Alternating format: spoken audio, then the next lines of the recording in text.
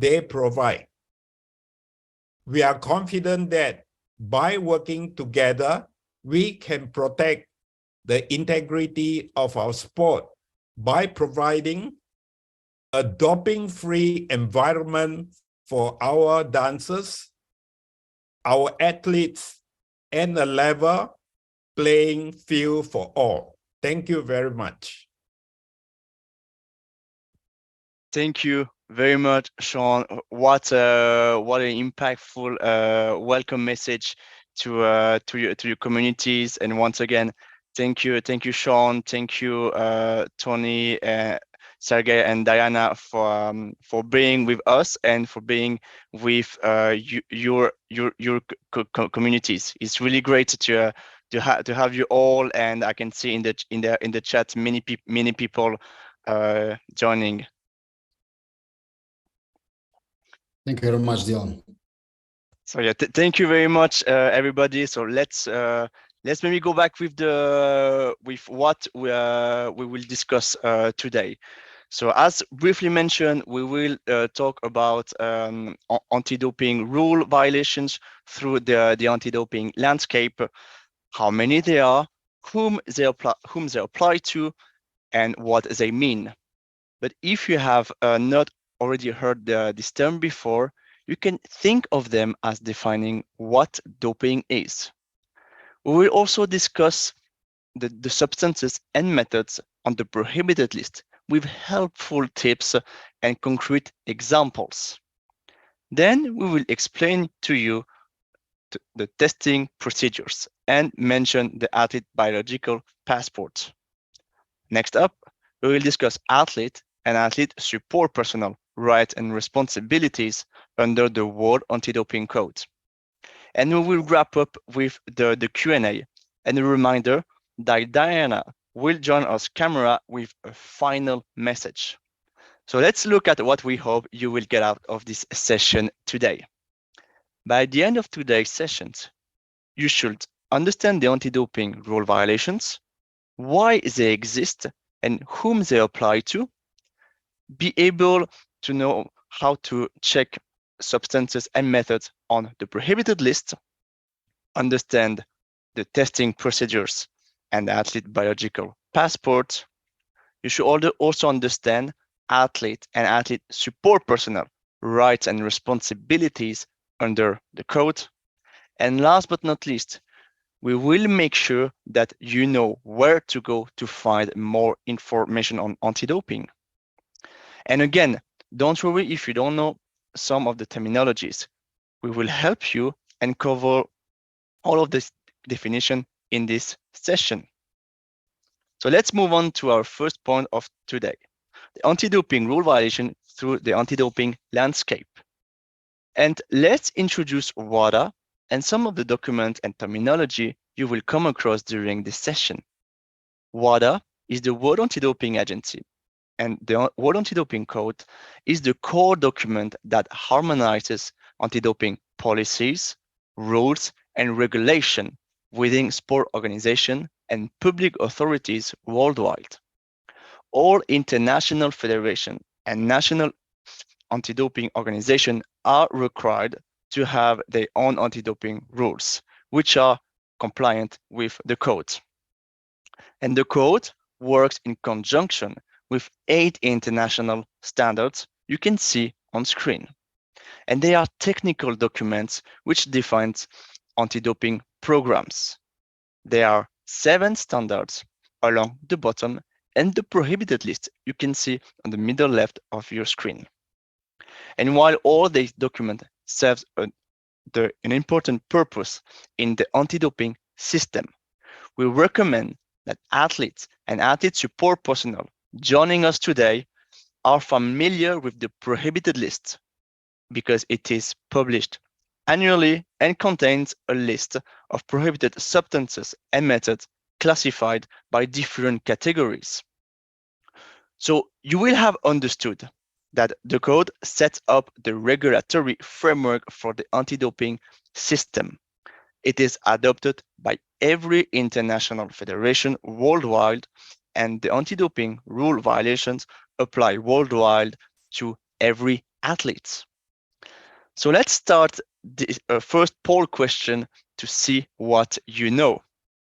A reminder that poll questions are anonymous and appearing on your screen in any second. The question is, how many anti-doping rule violations are there? It is a single choice, and you have 5 options. 1, between 2 and 5, between 6 and 12, between 13 and 18, or more than 18. So why answers are coming in? Just a kind of reminder that you have the chat to tell us what national federation you represent. So far, I can see option 3 is the most popular answer with about 45%, followed by more than 18 ADRVs with about 20%. Let's just give everybody a go, even if you're not sure.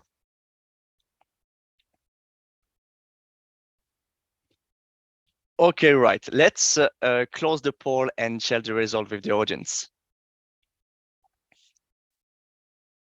So for those of you who selected option 3 between 6 and 12, you are correct.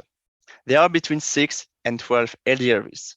And let's look at the precise number after another poll question. Appearing on screen again. This time, the question is, do anti-doping rule violations only apply to athletes?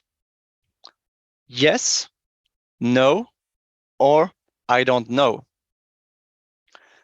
And while I was saying the question, many of you already responded no, with around 80% of you. And we can already close the poll and share the results with the audience. So yeah, thank you for participating in these 2 first poll, and let's see now the answers of these 2 poll questions on the next slide. So here are all the ADRVs listed on your screen, and there are 11 anti-doping rule violations. These rules clearly tell us what we can and can't do in sport as it relates to anti-doping.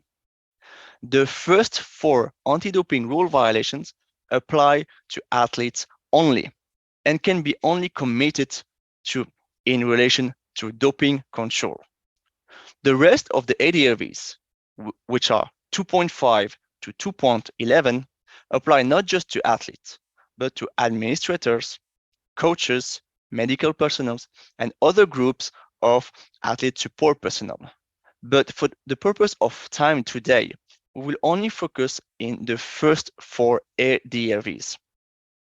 So there is 2.1 of the World Anti-Doping Code, and that is the most commonly known anti-doping rule violation. In essence, athletes must make sure that no prohibited substance enters their body. It is the presence of a prohibited substance. So in simple terms, it means an athlete tests positive. And this occurs as soon as a banned substance is detected in an athlete's urine or blood sample. And this is based on the strict liability principle we will discuss now. So therefore, you need to know that this anti-doping rule violation is one of the main anti-doping policies known as the strict liability principle. But what does it mean? It means that each athlete is strictly liable for the substance found in their body. An anti-doping rule violation occurs whether or not the athlete intentionally or unintentionally used a prohibited substance. And this is one of the reasons it is so important that you know your rights and responsibilities. What's also important to know is that the presence of a prohibited substance is only one type of an ADRV. So let's move on to the next anti-doping rule violation, which is use or attempted use of a prohibited substance or method. An athlete may use or attempt to use a prohibited substance or method and not get caught through the testing program. But there is evidence, if there is evidence, they can still be sanctioned. A use or attempted use anti-doping rule violation can be established by any reliable means, such as admission, witness statement, documentary evidence, data, or any analytical information, which can be obtained through the athlete biological passport we will mention later on. But this begs the question, what are prohibited substances? Those substances are contained in a document called the prohibited list we will discuss in a few minutes. But let's move on to the two other types of anti-doping rule violations that mainly relate to conduct during sample collection. If an athlete refuses or fails to submit to testing without compelling justification, they can be sanctioned. If an athlete evades testing, they can also be sanctioned. An athlete cannot deliberately avoid being tested once they are notified. The sanction for this can be as serious as if an athlete tested positive for a prohibited substance. And the last anti-doping rule violation we will cover is whereabout failures by athletes.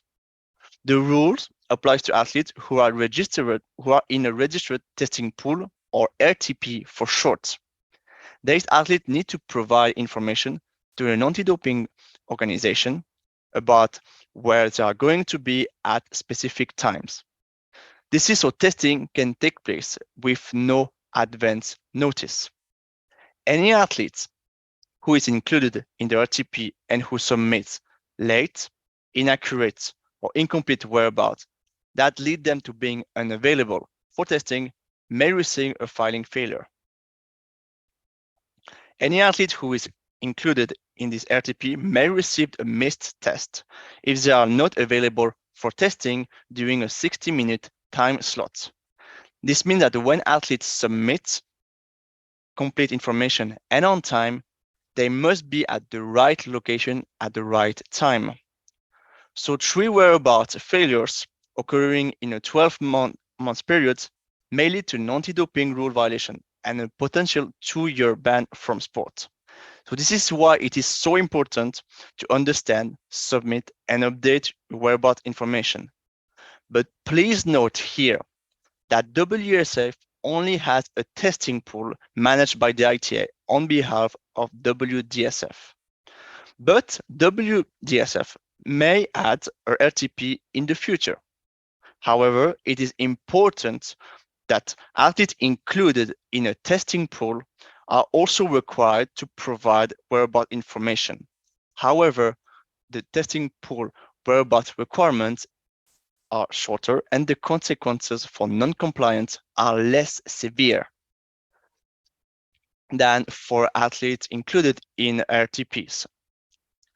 So let's summarize now this first topic.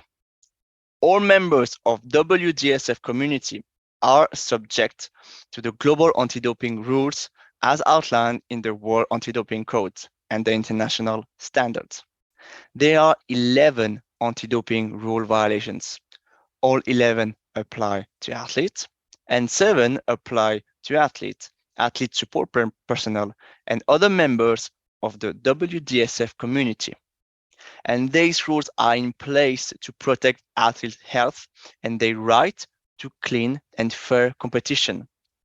These rules are defined in the World Anti-Doping Code, that document that is adopted by all international federations, including WDSF, to ensure that all athletes from all sports and all around the world are subject to the same rules and standards. And finally, you are in control. Educate yourself and ask questions. But it is already a fantastic step that I can see over 175 attendees joining us today. So with our first topic introduced, let's start this new one, methods and substances on the prohibited list. And we will test your knowledge again with another poll question. Appearing on screen, the question is, do you know what substances and methods are prohibited in dance sports? Once again, you have three options, yes, no, or I don't know. Let's just give a few more seconds so that everybody can have a go. But so far, around 50% of you said yes. Okay, let's close the poll and share the results with the audience. So for those of you who responded yes, the next slide may be a good refresher. And for those who don't know, the next slide will help you. So coming back to the prohibited list, it is a document that tells us the substances and methods that are prohibited in sports and when they are prohibited. So a substance or method is included or can be added to the list if it meets at least two of the following three criteria. Number one, it has the potential to enhance or enhances sport performance. The use of the substance represents an actual or a potential health risk to the athlete. And the last one, the use of the substance or the method violate the spirit of sports. But let's now look at the structure of the prohibited list, as it is divided into three main categories. So substances and methods that are prohibited at all times, both in competition and out of competition. Substances and methods that are prohibited only in competition. And finally, substances and methods that are prohibited only in certain sports. But this is not applicable to world dance sport. There are no additional substances or methods prohibited. But it's good to know that this category exists, even if this does not impact you. So on your screen, you can see some examples of substances contained in the list of all prohibited list at all times. So we have some examples. I include the anabolic agents, for example. But you don't need to memorize all of this. What's important to you to know is how to navigate the prohibited list, when to use it, and how to check your medications with this list. The next group of substances are the ones that are prohibited only during the in-competition period. So it's important to remember that stimulants are found to be found in a lot of the over-the-counter preparation that are commonly used for cough or cold remedies. For all athletes joining us today, please take particular attention when you buy medication from a pharmacy, and make sure that this kind of drugs are not contained within the products. But now perhaps you noted that I mentioned before the terms in and out of competition. So let's look at what they mean now. So on your screen, you can see a definition of the in competition and out of competition period provided by the WDSF anti-doping code. However, it is important to understand that does not mean that you should stop taking a substance prohibited in competition at 11:59 p.m. on the day before your competition. It means here that the substance needs to leave your system by this time. And different substances take different amount of time to leave an athlete's system. So be extra careful. But coming back to the list, remember that it is updated annually, and the updates come into effect on the 1st of January of the following year. But note that WADA can make change to the prohibited list more than once a year.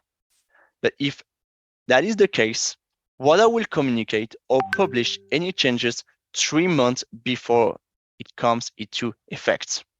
Therefore, the current version you should refer to is the 2023 prohibited list. So let's now finish this section by giving you some tips, and also to avoid an anti-doping rule violation for a positive test. So there is a lot of things when you try to determine the status of a medication and whether or not to take it.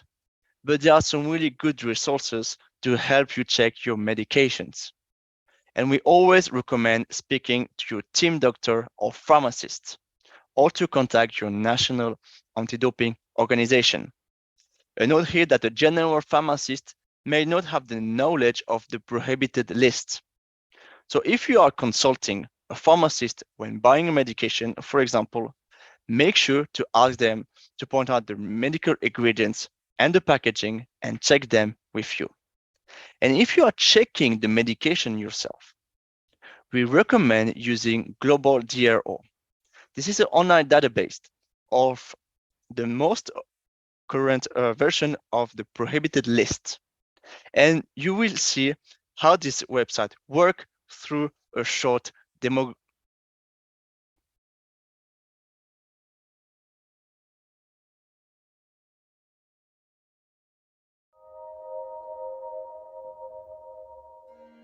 This is a quick demonstration about how to search for a medication online to see if it is permitted for you to use as an athlete. Go to globaldro.com. For the purpose of this video, select that you are in the UK. Tell the service that you are an athlete. Tell the service the sport you compete in. And then enter the name of the product you intend to use. Look at the results for the specific product or brand that you would like to take. In this instance, let's say you're looking up cortisone, which can be an ingredient in different medications. This step, you are looking at several pieces of information. The first thing is to check the route of administration, so whether it should be taken orally, inhaled, or applied topically. And as a reminder, with any medication, you should only use it as advised to be used. The next thing that you really need to pay attention to are the in-competition and out-of-competition periods. Sometimes it can be hours before an event, so it is really important that you do know the definition of the in-competition period of your sport. Now, this example tells me that the substance of interest is not allowed in the in-competition period by intramuscular injection, intravenous injection, a local injection into a joint, bursa or tendon, not swallowed or applied in the mouth, and not an rectal application. However, inhalation, nasal, ophthalmic, optic, and topical administration can be used in the in-competition period. On the other hand, all routes of administration are allowed during the out-of-competition period. Make sure to always check the conditions of use at the bottom of the page. For example, for cortisone and other glucocorticoids, WADA has defined a washout period for the out-of-competition use of glucocorticoids. If you have any doubts about the process at all, please ask our ITA Education Ambassador for assistance.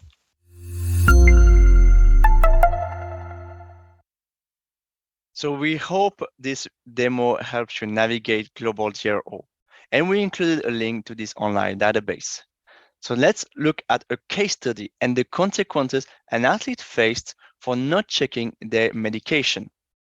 Sharing this story aims to inform you that this is a real athlete. He's not an actor, and this story led us to athletes being responsible, no matter how the substance got into the athlete's system. In 2016, Oscar Tikas tested positive for a banned substance, and eventually he received a 12-month ban from the sport, which unfortunately didn't allow him to qualify for the 2016 Olympic Games. During his trial, he said that he was given a cream called Neoball to treat a scratch on his knee by a physiotherapist. But Neoballs contains steroids, specifically clostebol, which is banned in sports. And on the next slide, I would like now to provide with practical tips based on what we have just learned from this slide and this impactful story. Both medication that require a prescription and those that can be bought over the counter can appear on the prohibited list.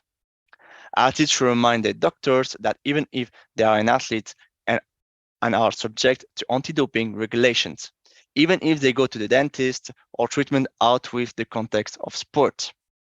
And remember that different substances take a different amount of time to leave your system. So take that into account, you athletes, when taking substances prohibited in competition.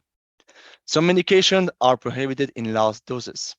If the medication you are taking is subject to this limitation, carefully monitor your intake. Take exactly what was recommended, because some brand names offer multiple variations of the same product, and there is a real risk that one will contain a prohibited substance while another may not. And finally, what is allowed in one country may be prohibited in another. Even medication of the same brand may have different ingredients in another country. So keep this in careful mind. And although we will not cover supplements, remember that supplements are not medications. Unlike medications, supplements are regulated post-market, which means that no regulatory body evaluates the content or the safety of supplements before they are sold to consumers. And if you want to learn more on supplements, the US Anti-Doping Agency provides helpful tips, and we hosted 2 monthly webinars last year on supplements. And we have also included links in the resource slide. So let's move on to our next topic of today, a brief overview of the doping control process and the athlete biological passport. And to start this section, we have our final poll question, which is appearing on screen. Have you or the athlete you work with been tested before? You have yes, no, or I don't know. So while answers are coming in, I can see that around 60% of you said no, as an athlete, you haven't been tested before, or if you are an athlete support personnel, your athlete has not been tested before. So let's close the poll and share the result with the audience. So 57% of you said no, and around 40 said yes. So for those of you who said yes, the next slide will be a good refresher. But for those who don't or don't know, let's see what the next slide says. So on your screen, you can see an overview of the overall process. And the steps are athlete selection, athlete notification, sample collection, form completion, chain of custody, laboratory analysis, and result management. And these steps appear in that order. And as an athlete, as you will be involved at step 2, when you are notified that you are to be tested, you will be notified by a doping control officer, or DCO for short, and you will have to provide a urine or blood sample, or sometimes both, which is step 3, sample collection. So it is important that you are aware what this involves. And we have produced information leaflets on this in multiple languages. So I will pause just a moment here so that you can take a screenshot of the QR code, but you will also receive the slides by email shortly after the webinar ends. And now what I would like to discuss next is the importance of knowing your rights and responsibilities related to doping control. So let's start with athletes' responsibilities, which are to report for testing immediately if selected, to show valid identification to the doping control officer whenever requested, to remain in direct sight of the doping control officer or the chaperone, and of course, you have to comply with the sample collection process. And equally important for athletes is to know your rights during doping control. So you can have a representative with you, a coach, a team manager, team doctors. And athletes who are minors should be notified in the presence of an athlete representative who is not a minor, and should also be accompanied by a representative throughout the entire sample collection session. But should an athlete who is a minor decline to have a representative present during the collection of the sample, this does not invalidate the test, but shall be clearly documented by the doping control officer.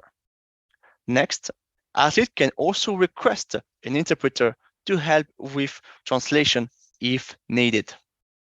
Athletes should also request the identification of the chaperone or the doping control officers, and can ask them any questions about the process.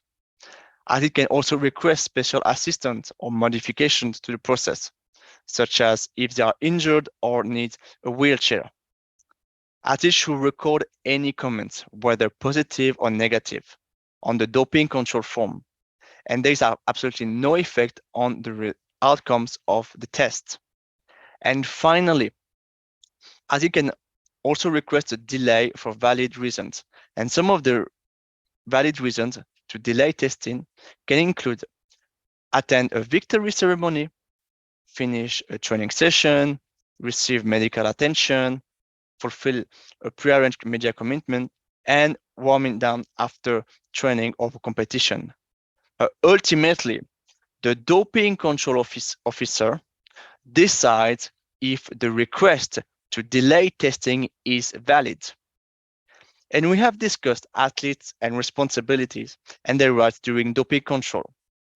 But I would like now to look at the role of the representative, a team manager or a coach. And many of you in the audience today may accompany an athlete during the testing. So your role is to observe the process to ensure it is being followed correctly, and your athlete rights are being upheld in the doping control station. A note to all that the athlete representative does not watch the athlete provide the sample or pee in the cup. So do you remember the first four steps of the doping control process? So we had athlete selection, athlete notification, sample collection, and form completion. So here with this short video that focuses on the role of the athlete support personnel during the form completion step. I invite to write your answer of the following question in the chat. What was your overall perspective of the situation? Hi, my name is Marco. I'm a doping control officer, and I'll be in charge of the doping control procedure today. Are you ready to provide a sample, or do you need more time? I'm the team manager. No, he is not ready. He needs to drink more. Apologies, sir, but I do need the athlete to answer himself directly. Yeah, I'm ready. Would you like to have your team manager present at the doping control station? Yes, I want him present. Perfect. Thank you for confirming. Let's please proceed to the doping control station. Okay. Okay, so let's proceed. Let's start with the urine collection process. As you can see, you have 3 collection vessels in front of you. Please select one and then check if it's opened or damaged or if it has been tampered with. I'm sorry, sir. Please do not touch the material. The athlete himself needs to do the anti-doping procedure. Otherwise, this might lead to a tampering or an anti-doping rule violation. Please select one and check if you're satisfied with it. If you're not satisfied, you can always select a new one. I'm sorry, sir. No pictures or videos are allowed here in the doping control station. Rest assured, the athlete will receive a copy of the form, so you'll have all the data needed, and of course you will assist the procedure.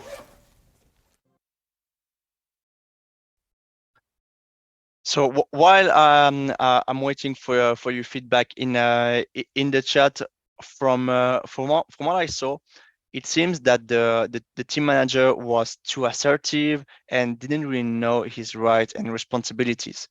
We have seen the team manager was touching, rushing, overstepping boundaries, answering on behalf of the athletes, and taking pictures. So feel free to include your comment on the chat related to this video. So any athlete support personnel joining us today, you play a key role in creating a supporting environment for the athletes. Athlete support personnel have a right and responsibility to write a comment on the doping control form, which we will cover next. Ultimately, however, the athlete is responsible. It is their sample being collected. And we mentioned earlier the doping control form, and it is a key document in the sample collection process. This form is a legal document that can be used in court if ever that is the case. Therefore, it is essential that athlete double or triple check that everything on the list on the form is correct. Because once the form is signed, it becomes a confirmation by the athlete that everything on that form is accurate. And remember that we included a QR code that takes you through the key steps of the doping control process. But let's now mention the Athlete Biological Passport, or ABPs for short. It has been around 2009, and there are individual electronic profiles that monitor selected athlete biological variables. But what does that mean? Well, ABPs contains athlete urine and blood sample results, which are tracked over time. And any significant variation from normal can be assessed for potential manipulation. So it monitors biological variables over time that indirectly reveal the effects of dopings. And ABPs are integrated into ADAMS, the anti-doping administration and management system powered by WADA. But that was a very quick look at ABPs. And if you are interested in learning more, we held a specific monthly webinar on this topic. So if you like to watch this, we included the link in the resource slides. So leading on from your rights and responsibilities related to doping control, you athletes, of course, have other rights and responsibilities related to the wider anti-doping landscape. And the same is true for athlete support personnel. So let's look at this now. Firstly, we will start with athletes and their responsibilities.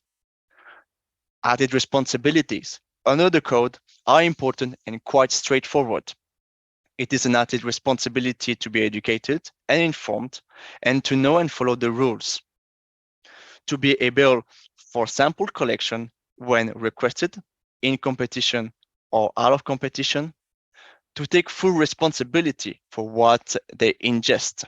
And this relates to the strict liability principle we covered before.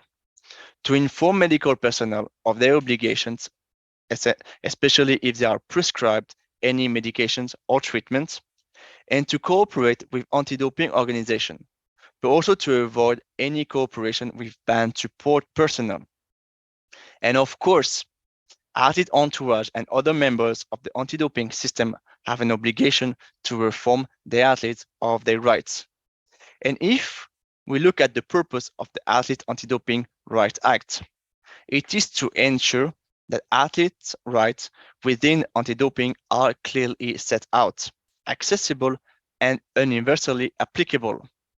The Act is made up two parts. Part 1 set out 14 rights that are found in the code and in the international standards. Part 2 set out the recommended athlete's rights, though they are not found in the code or international standards, but they are recommended to be adopted for best practice. So let's now discuss roles and responsibilities of athlete support personnel by breaking this down into sections. So your role includes being knowledgeable of anti-doping policies and rules which are applicable to you or the athlete you support. Use your influence on athletes, values, and behaviors to foster anti-doping attitudes. Comply with all anti-doping policies and rules which are applicable to you or the athlete you support.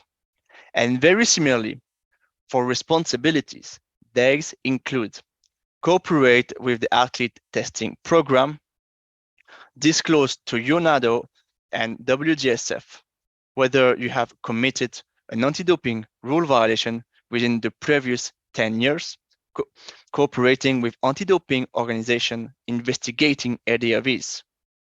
And on that final point, remember that we discussed anti-doping rule violations. And as we saw earlier, please note that WGSF has a set of anti-doping rules that align with the World Anti-Doping Code.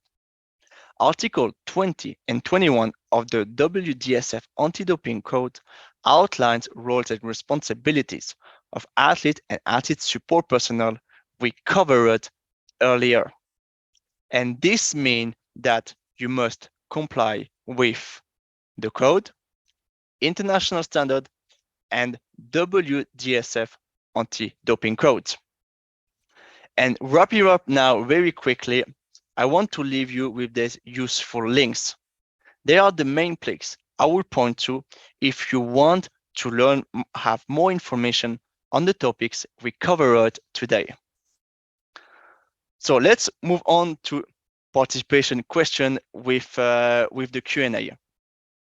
So I can see a first question from Ineke. Sorry if I misspell your name. So why not use for checking medication of the prohibited list in the apps of the NADOs in the languages of the country? So first of all, thank you for this. It is a very good question. Indeed, many national anti-doping organizations have developed different online applications that allow athletes to consult data in their own language. For example, the National Anti-Doping of Denmark, also Switzerland and Sweden provided many information. But feel free yet to reach out to us if you need any guidance on this topic. And otherwise, I can see that for the second question, as this session is being recorded, will be possible to make it available to WGSF national members after. So yes, after this session is being recorded. So of course, the recording will be sent to WGSF after the webinar ends, and we invite you to reach out to WGSF to ask for the recording. So let me also scroll down a few. So we have a question from Barnabas. So how many tests? So as shown in the recent video, I have seen a urine test. So yes, in that video, it was part of a urine test. But please know that you can be notified for a urine sample or a blood sample as well.